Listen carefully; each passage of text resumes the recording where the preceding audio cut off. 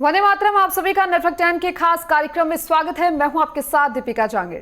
भूकंप से म्यांमार और थाईलैंड की तबाही फिर बहुत बड़ा संदेश दे गई है।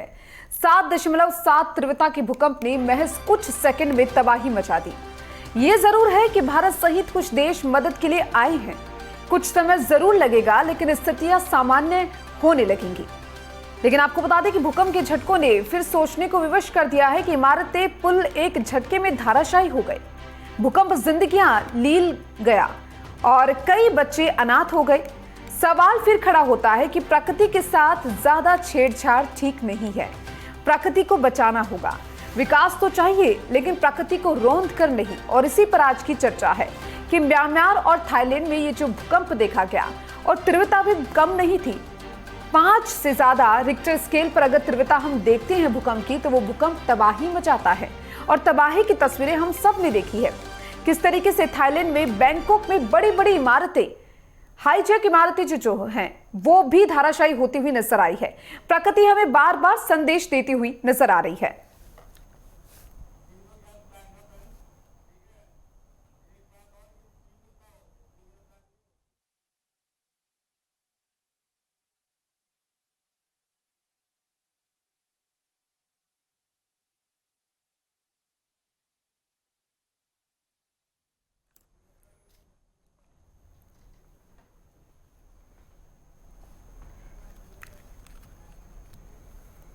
तो चलिए इसी पर चर्चा को आगे बढ़ाते हैं। खास मेहमान हमारे साथ जुड़ चुके हैं। हमारे साथ स्थायी आवास कार्यक्रम के प्रोग्राम प्रबंधक मिताशी सिंह जुड़ चुकी हैं। बहुत बहुत स्वागत है आपका।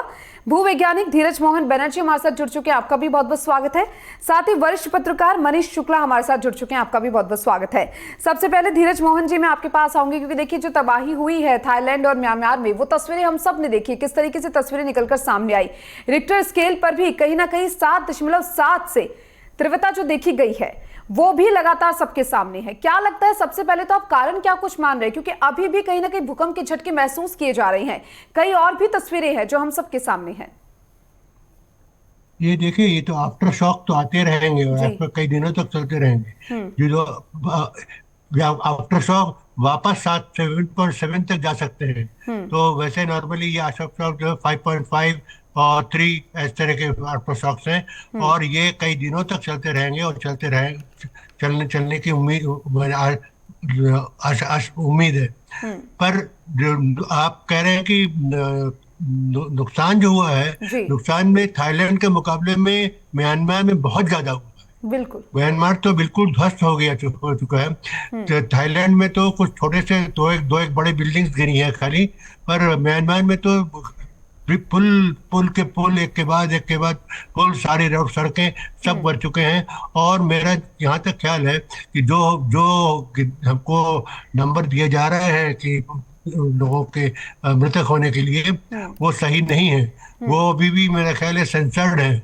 हम्म। जरूर इससे ज्यादा मरे हो, क्योंकि जिस हिसाब से बिल्डिंग वहां पे गिरे हैं और चीजें ले गिरी हैं, और जिस तरह से वहां पर वहां के जो कहते आबादी है, उस जी। हिसाब से मृतकों की संख्या डेफिनेटली बहुत ज्यादा होगी। हम्म। बिल्कुल सही कहा आपने। और क्योंकि देखिए कहीं ना कहीं ये जो भूकंप के झटके महसूस किए गए हैं, आपने कहा कि म्यांमार में सबसे ज्यादा जो है तबाही देखने को मिली। अब सचेत होने की बेहद आवश्यकता हो गई है। मिताशी जी, आपके पास में आऊंगी, क्योंकि देखिए जिस तरीके से म्यांमार और थाईलैंड में तबाही मची है, हर तरफ हम देख रहे थे किस तरीके से जो बिल्डिंग्स हैं वो नीचे गिरती हुई नजर आ रही थी, और लोग जो है वो अपनी जान बचाकर इधर उधर भागते हुए नजर आ रहे थे। आपके प्रमुख कारण मानती हैं कि प्रकृति से छेड़छाड़ जो ये हो रही है, ये प्रमुख कारण है, या कोई और कारण इसके पीछे छिपा है? देखिए, यहाँ पे हमको एक बात समझनी होगी कि भूकंप से लोगों की जानें नहीं जाती, जी। इमारतों के कमजोर होने के कारण लोगों की जानें जाती है। बिल्कुल। तो सबसे यहाँ पर एक और चीज पर गौर करना होगा। ये दाद देने वाली बात है कि थाईलैंड में 7.7 इंटेंसिटी का भूकंप लगभग सारी इमारतें झेल पाई। हमको ये देखना होगा कि ऐसा क्यों हुआ। हम्म। ऐसा हम्म। इसलिए हुआ कि क्योंकि उनके बिल्डिंग कोड्स काफी हम्म। स्ट्रांग है, और इनका जो पूरा प्रोसीजर होता हम्म। है, लगभग 2 साल एक इमारत को अप्रूव होने में लगाया जाता है उस देश हम्म। में। हम्म। यहाँ से हमको एक कुछ लेसन्स लेने होंगे अपने देश के लिए। हमारे देश में आज भी अर्बन प्लानिंग, इंजीनियरिंग और इन्वायरमेंट जैसे सेक्टर साथ में बैठकर मास्टर प्लानिंग और बिल्डिंग बायलॉज पे काम नहीं करते हैं। सो इसका नतीजा हम काफी केसेस में देखते हैं। जोशीमठ एक ऐसा केस था जो कि बिल्कुल। एक नेचुरल नहीं, मैन मेड डिजास्टर ज्यादा है। यहाँ पे डेवलपमेंट दो धारी तलवार है, उसने हमको ये समझाया जोशीमठ वाली केस। इसी तरह से हमको देखना होगा, क्योंकि डिजास्टर हमारे बढ़ रहे हैं। क्लाइमेट चेंज इन मौजूदा परेशानियों को बढ़ावा दे रहा है।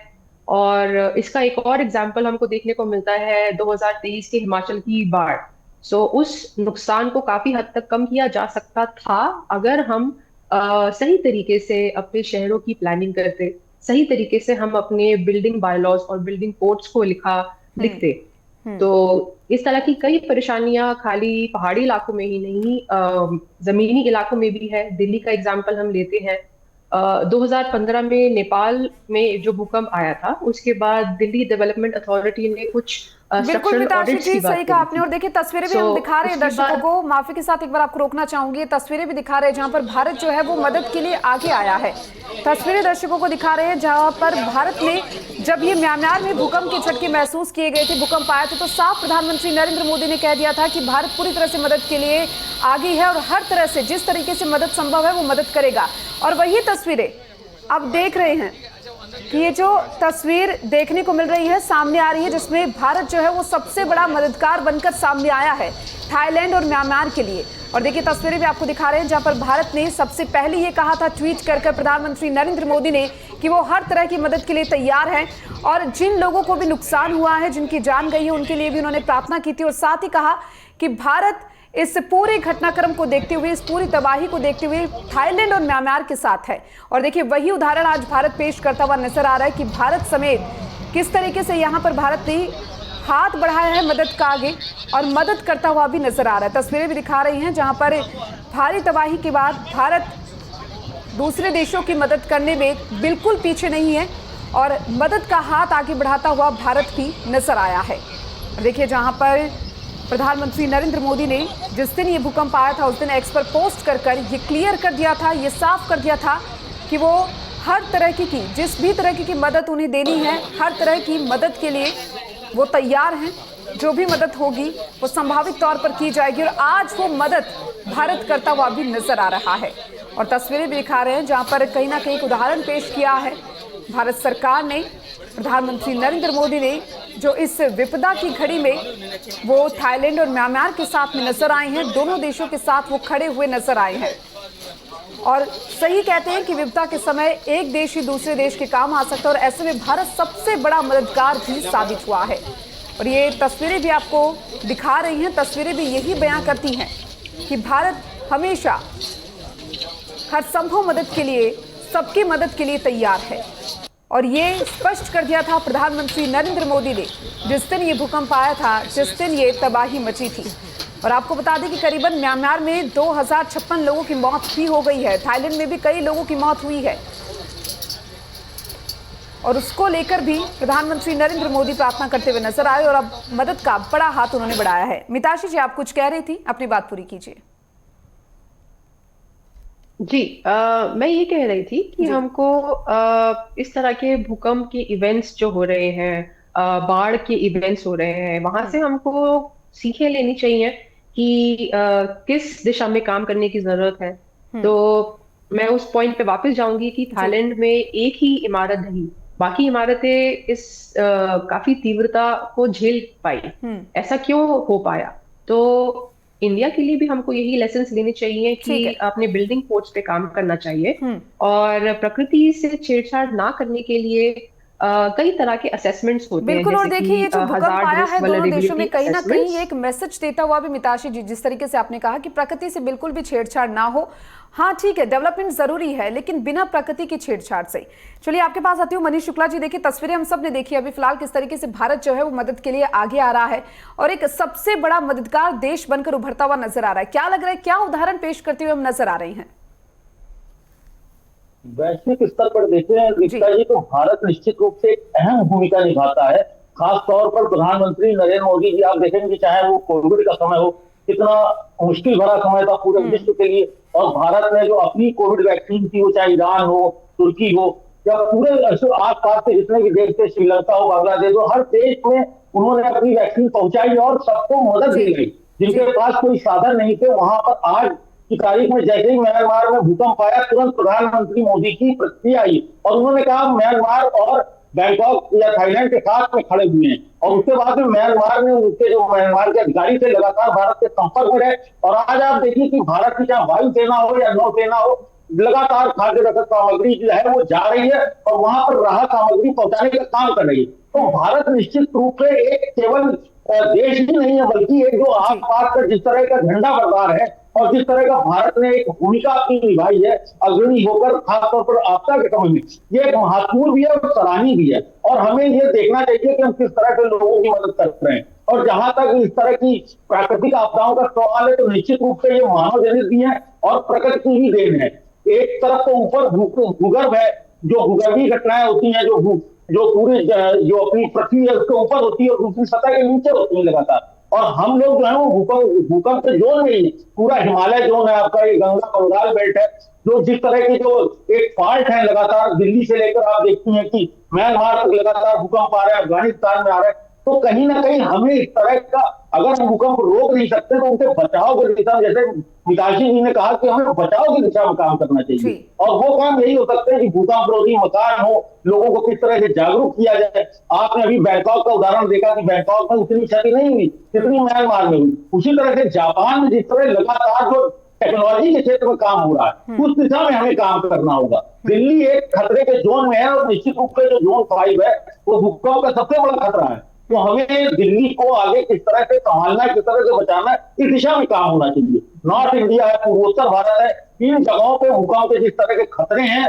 वो लगातार जो हमारे जो वैज्ञानिक हैं वो रिसर्च कर रहे हैं, शोध कर रहे हैं, उसके परिणाम हमें मिल रहे हैं कि हम कहीं ना कहीं ज्यादा सुरक्षित हो रहे हैं। लेकिन इस दिशा में और भी काम करने की जरूरत है। बिल्कुल सही कहा आपने। और क्योंकि देखिए कहीं ना कहीं ये बात बिल्कुल सच है कि ठीक है, प्री अलर्ट अगर हमें नहीं मिल पा रहा है कि इस देश में भूकंप आने वाला है, यहाँ पर भूकंप आने वाला है, लेकिन हम बचाव किस तरीके से करते हैं वो ज्यादा महत्वपूर्ण हो जाता है। धीरज जी, आपने एक बात कही थी कि आफ्टर शॉक जो है वो कहीं ना कहीं देखने को मिलेंगे। क्या होते हैं आखिरी आफ्टर शॉक, और किसी देश में अगर भूकंप आता है तो कितने दिनों तक ये झेलने पड़ सकते हैं? तो कोई किसी को पता नहीं कितने दिन चलेगा। और अर्थक्वेक के बारे में हम लोग को कोई ज्ञान नहीं है कि इतने दिन तक शॉक चलेगा। चल सकता है कभी कभी महीनों तक चलता है। जैसे आयरलैंड में वो आइसलैंड में जो वोल्केनो फटा था, उसका आफ्टर शॉक तो महीनों तक चला। छोटे छोटे 3.5 2.5 के लगातार होते आए थे। तो इसलिए आफ्टर शॉक की कहानी अलग नहीं है। पर ऐसा है, जो मेरा कहने का वक्त जो यहाँ है कि हम लोग इन सब चीजों के ऊपर बात ना देखें, अब देखें कि हम लोगों को बचाव कैसे करें, उन लोगों को रेस्टोर कैसे करें, रेस्क्यू करें। रेस्क्यू का तरीका नहीं। सबसे बड़ी चीज जो है कि हम लोग पहले एक स्टॉक टेकिंग करें कि कहाँ चाहिए, कहाँ जाना है। हम लोगों को यही नहीं पता है कि अगर हम लोग ये जो अब नरेंद्र मोदी के नाम से सामान जा रहा है, ये वहां तक पहुंचेगा भी कि नहीं, वो रास्ता है भी नहीं, रास्ता है कि है नहीं। जहाँ तक जिस गांव में प्रॉब्लम हुई है वहां पर क्या ये पहुंच पाएंगे कि नहीं, इसका असेसमेंट चाहिए। इसके लिए रिमोट सेंसिंग के लिए इसको एरियल सर्वे चाहिए। एरियल सर्वे करके इमीडिएटली पॉइंट आउट चाहिए कि कहाँ कहाँ जा सकते हैं। क्योंकि सड़क नहीं होंगी तो हम पहुंचेंगे कहाँ पे? हम लेके एयरपोर्ट पे उतार के बैठे रह जाएंगे, तो वहां पे क्या करेंगे सामान लेके? तो हम लोगों को सबसे पहले स्टॉक टेकिंग जरूरत है। एक पूरा ग्रुप बैठ के तैयार करे कि क्या क्या चीज जरूरत है, कहाँ कहाँ जरूरत है, और वहां को पहुंचने के लिए हमको क्या क्या तरीका चाहिए। अगर छोटे गाड़ी चाहिए, कहीं ट्रक जा पाएगा कि नहीं जा पाएगा, कहीं ऐसा तो खाली छोटी जीप जाने पड़ेगी। तो ये सब चीजें हम लोगों को स्टॉक टेकिंग करनी पड़ेगी और इसको इमीडिएटली करना पड़ेगा। ये नहीं है कि आप अब उसको डिले करें। इसको है कि आज ही शुरू कर देना चाहिए, जिससे कि विदिन डे और 2 इसके ये हमारे पास हो, तभी आप पहुंचा पाएंगे। नहीं तो जितने भी धीरज जी, साथ ही साथ सावधानियां कौन सी हो सकती है? सावधानियां कौन सी है जो हमें प्रमुख रूप से बरतनी ही चाहिए? हाँ, सावधानी तो बरतनी चाहिए। सावधानी तो ऐसा है कि जितनी बार अर्थक्वेक आते हैं, जब भी आते हैं तभी इसमें न्यूज़पेपर में हम लोग ये कहते हैं सावधानी बरतनी चाहते हैं। वो उस दिन के बाद से फिर सब भूल जाते हैं। उसके बाद भूल जाते हैं क्या कहना है। जी। तो ये तो दिक्कत है कि लोगों को ये पता। अच्छा, और हम जियोलॉजिस्ट जो है, हम लोग जियोफिजिसिस्ट, जो हम लोग बता नहीं सकते हैं कि अभी हम लोगों की साइंस इतनी नहीं बढ़ी है कि हम बता सकें कि इस समय अर्थक्वेक आएगा। काफी हद तक पहुंच सकते हैं, हो सकता है 1 दिन या 2 दिन पहले पहुंच सकते हैं, पर कब आएगा ये हम लोग अभी भी नहीं बता सकते। तो इसलिए कहना कि कहाँ अर्थक्वेक आएगा और कब आएगा, ये बड़ा मुश्किल है। ठीक कुछ है। जोन जरूर है, कुछ जोन जैसे हिमालय इलाका हम्म। है, यहाँ हिंदुस्तान में जो है अर्थक्वेक आने के चांसेस सबसे ज्यादा यहाँ पर हम्म। है, और कंपैरेटिवली अदर एरिया। हम्म। तो हम लोग को कंसंट्रेट करना चाहिए, अगर सीख लेनी है तो दिल्ली और आसपास के इलाकों में, इस तरह में कि बिल्कुल। कैसे इसको हम करें। कहीं ना कहीं देखिए, जो जोन आपने बताए हैं उनमें काफी सावधानियां बरतने की जरूरत है, और सावधानी बरतनी भी चाहिए। और प्रकृति से बार बार हम यही कहते हुए नजर आ रहे हैं कि हमें प्रकृति बार बार सचेत कर रही है, प्रकृति से हमें छेड़खानी नहीं करनी चाहिए। डेवलपमेंट जरूरी है, लेकिन दूसरी ओर प्रकृति को किस तरीके से बचाया जाए ये भी ध्यान रखना बेहद जरूरी है। मिताशी जी देखिए, अगर बिल्डिंग निर्माण की बात करें, ये जो बड़ी बड़ी इमारतें बनती है, क्या लगता है कौन सी वो मजबूत चीज हो सकती है जो कहीं ना कहीं भूकंप अगर आता है तो उससे बचा सकती है इमारतों को? क्योंकि देखिए, जिस तरीके से आपने भी बताया कि थाईलैंड में कम तबाही देखने को मिली, म्यांमार में ज्यादा तबाही देखने को मिली है, तो ऐसे में क्या बेस हो सकता है इसका? जी देखिए, थाईलैंड में बिल्डिंग्स को जिस चीज ने बचाया वो है बहुत ही अच्छी क्वालिटी की कंस्ट्रक्शन। ऑल्सो उनकी बिल्डिंग्स में इतना लचीलापन था जो जिसकी वजह से बिल्डिंग्स टूटी नहीं। उसी तरीके की टेक्नोलॉजीज पे हमको काम करना होगा। हम जी। देख रहे हैं कि दिल्ली एनसीआर साइज्मिक जोन 4 में पड़ता है, और दिल्ली एनसीआर में आज के डेट में हाई राइज बिल्डिंग्स काफी आ रही हैं। तो हम ऐसी बिल्डिंग्स देख रहे हैं जो 40 फ्लोर से भी ऊपर जाती हैं। तो इन बिल्डिंग्स में हमको ये निश्चित करना होगा कि इस तरह की साइज्मिक सेफ टेक्नोलॉजीज का इस्तेमाल हो। ये चीज को परखा जाना चाहिए जब बिल्डिंग के लिए परमिशन दी जाती है, और इसके बाद कम से कम 15 साल बाद, 20 साल बाद इन इमारतों के स्ट्रक्चरल ऑडिट्स होने काफी जरूरी है, ताकि ये जान पाए कि इस बिल्डिंग की का स्वास्थ्य किस तरीके का है। अगर स्वास्थ्य ठीक नहीं है तो हमको उसमें कुछ मरम्मत करने की जरूरत पड़ेगी।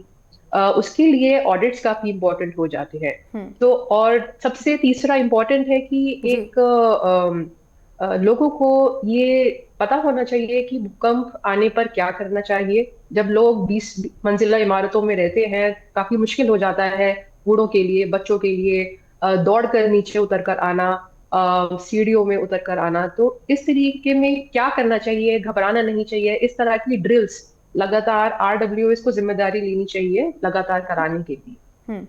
बिल्कुल, ऐसे कई सारे सॉल्यूशंस हैं जिस पे हमको काम करना चाहिए। बिल्कुल, देखिए कई सॉल्यूशंस आपने बताए हैं कि किस तरीके से अगर किसी इमारत का निर्माण हो रहा है तो वो एक मजबूत तरीके से किया जाए, और सावधानियां बरतनी बेहद जरूरी है। अगर किसी देश में भूकंप आ रहा है, किसी जगह भूकंप आ रहा है, तो ये बेहद जरूरी हो जाता है कि हमें क्या कुछ प्रिकॉशंस उसके पता है कि भूकंप आने पर हमें क्या कुछ करना चाहिए, किस तरीके से हम जागरूक है, ये जरूरी हो जाता है।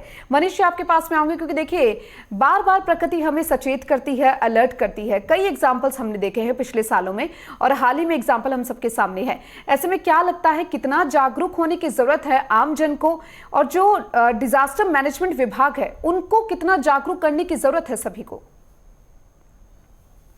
बिल्कुल, आप ये देखिए, डिजास्टर मैनेजमेंट से पहले हमें जो है जो प्राधिकारों स्तर पर है, यानी अथॉरिटी स्तर पर है, उस पर काम करना होगा।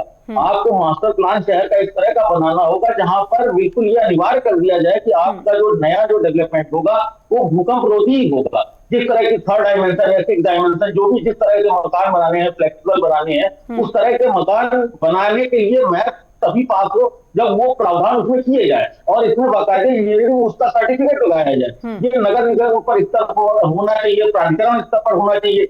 और इसकी जागरूकता, जैसे बड़ी बड़ी हाई राइज बिल्डिंग्स है तो वहां पर मॉक ड्रिल से भी ज्यादा एक खास बात है कि एक मैपिंग हो, लोगों को एक क्लास दी जाए कि किस तरह के भूकंप आने के समय में या भूकंप आने के पहले किस तरह के कदम उठाएं, क्या करें। ये सारी चीजें जो है ये स्कूल स्तर से लेकर और पूरा जो जागरूकता का जब माहौल बनेगा तो उसके बाद ही जो है हम सुरक्षित अपने आप को महसूस कर पाएंगे, क्योंकि भूकंप को रोका नहीं जा सकता है। एक प्राकृतिक घटना है जिसका होना संभावी है, और खासतौर पर अगर उत्तर भारत और आप देखें या पूर्व भारत की तरफ देखें तो खतरा जो है वो ज्यादा है। हिमालय पूरा जोन है, यहाँ पर गंगा का पूरा क्षेत्र, बंगाल एरिया, आप देखिए यहीं से सटा हुआ म्यांमार और बैंकॉक पूरा था जो थाईलैंड था। जो यहाँ के जो पार्ट है, जो पड़ते हैं, जो धरती के तो अंदर की गतिविधियां हैं और धरती के बाहर को आप कह रहे हैं जलवायु परिवर्तन जो लगातार जिस तरह का हम लोग जिस तरह का एक दोहन कर रहे हैं प्रगति का, जिस तरह के निर्माण कार्य हो रहे हैं, विकास डेवलपमेंट अधाकुंड हो रहे हैं, तो सारे फैक्टर एक साथ काम कर रहे हैं और इन फैक्टर्स पे हमें एक कहीं ना कहीं नियंत्रण की जरूरत है। और ये होगा समाज के स्तर पर भी और सरकार के स्तर पर भी, दोनों ही दिशाओं में काम होगा, तभी जाकर कहीं ना कहीं हम जागरूक भी हो पाएंगे और बचाव भी कर पाएंगे। बिल्कुल सही बात आपने कही कि समाज और सरकार दोनों को बैलेंस होकर कहीं ना कहीं सभी को जागरूक करने की बेहद आवश्यकता है। धीरज मोहन जी, क्योंकि देखिए भूकंप की बात कर रहे हैं तो ये एक प्राकृतिक आपदा, इसको हम नहीं रोक सकते, लेकिन क्या कोई ऐसा तरीका है जिससे हमें प्री अलर्ट मिल जाए? ऐसा कोई तरीका क्या हो सकता है? इसके बारे में क्या हम समझेंगे? रोक सकते हैं? रोक हम नहीं सकते क्योंकि प्राकृतिक आपदा है, लेकिन क्या कोई प्री अलर्टनेस को लेकर कोई ऐसा तरीका है जो हम अपना सकते हैं? नहीं, ऐसा कोई तरीका नहीं है। किसी तरह से भी कभी भी किसी को नहीं पता। किताबें बहुत सारी लिखी गई हैं कि साहब की चिड़िया आवाज करने लग जाती हैं और फलाई चूहे भागने लगते हैं, इस तरह की बहुत सारी चीजें हैं कि अर्थक्वेक होते हैं, पर उससे कुछ नहीं निकलता है। हम सब जो मेरा जो बोलना है वो मिताली सिंह को सपोर्ट करते हुए कि हमें अब कंसंट्रेट करना है कि अपने कंट्री में, खास करके दिल्ली में जहाँ पे हाई राइज बिल्डिंग है 30-40 में, वहाँ के जो उनको जो क्लियरेंस देते हैं, जो उनको सर्टिफिकेट देते हैं कि साहब ये अपने, उनके ऊपर जरा सा जोर लगाया जाए। उसमें भयंकर करप्शन है, मुझे पता है। मैं जानता हूँ, पर्सनली जानता हूँ कि लोग जो है बिना कुछ किए हुए और उसके ऊपर दस्तखत करवाते हैं कि ये बिल्डिंग जो है वो अर्थक्वेक प्रूफ है। तो उसके लिए ट्रेनिंग भी नहीं है, क्योंकि जो करने वाले हैं वो ट्रेंड नहीं है, उनको ट्रेनिंग की कोई जगह ही नहीं है, कोई तरीका ही नहीं है उनको। तो ये कहना कि फला 30-40 मंजिल बिल्डिंग जो है तो हमने ट्रैप बनाया, वो खाली कागजों के ऊपर ही होता है और नहीं होता है। तो ये तो होगा तो लोग मरेंगे और नुकसान भी होगा। बिल्कुल। और देखिए सही कहा आप लोगों ने कि बार बार प्रकृति हमें सचेत भी कर रही है, हमें बता भी रही है कि हमें किस तरीके से अब आगे सचेत होने की जरूरत है। और ये जो आधुनिक विश्व की ओर हम लोग बढ़ रहे हैं, आधुनिक देश हम लोग जो बन रहे हैं, ये भी जरूरी है, लेकिन प्रकृति का ध्यान में रखना भी बेहद जरूरी है। बहुत बहुत शुक्रिया आप सभी का इस चर्चा में शामिल होने के लिए और इस मुद्दे पर अपनी अपनी बात रखने के लिए बहुत बहुत शुक्रिया। प्रकृति बार बार हमें सचेत कर रही है। बेशक प्राकृतिक आपदाओं के बाद आपदा प्रबंधन के काम भी तेजी से चलते हैं।